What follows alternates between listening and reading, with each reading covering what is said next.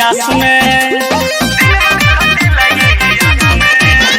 साल भर रहेला कैलाश में, दिनवा कटेला यही आस में। आइल सावन के मास पूरा बाबी से वास, आइल सावन के मास पूरा बाबी से वास, भोले देव घर में आई हाथ पाटे दर्शन के बड़ा बेकरार ए भोले भंडार हो सरधा पुरई हाथू। पाटे दर्शन के बड़ा बेकरार ए भोले भंडार हो सरधा पुरई हाथू।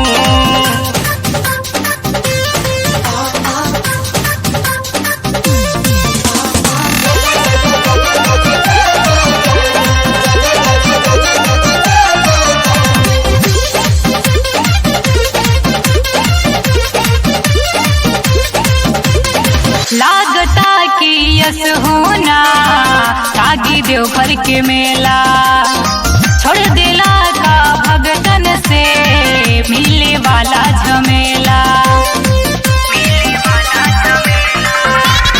लागता कि यस होना लागी देवघर के मेला, छोड़ देला का भगतन से मिले वाला झमेला।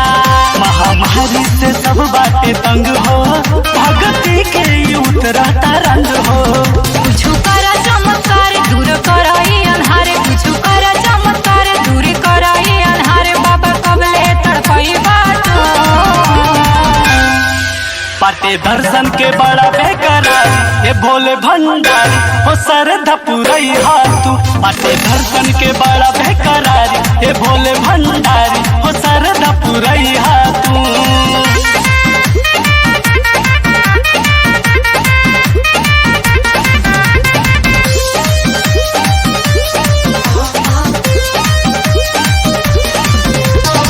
फुलल जाता सबके हो धर्म करम के भाषा, देखल न जाला भगतन से देशवा के ई दासा। फुलल जाता सबके हो धर्म करम के भाषा, देखल न जाला भगतन से देशवा के ई दासा। सावन कहरता तोहसे गोहार हो, तुसे तन के कर संग घर हो।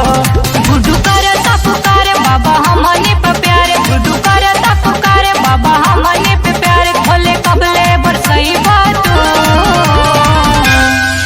पाटे दर्शन के बड़ा बेकरार ए भोले भंडार हो सरधा पुरई हाथू। पाटे दर्शन के बड़ा बेकरार ए भोले भंडार हो सरधा पुरई हाथू। साल भर रहेला कैलाश में, दिनवा कटेला यही आस में। आइल सावन के मास पूरा बाबी से वास, आइल सावन के मास पूरा बाबी से वास, भोले देव घर में आई हाथ। पाटे दर्शन के बड़ा बेकरार ए भोले भंडार हो सरधा पुरई हाथू। पाटे दर्शन के बड़ा बेकरार ए भोले भंडार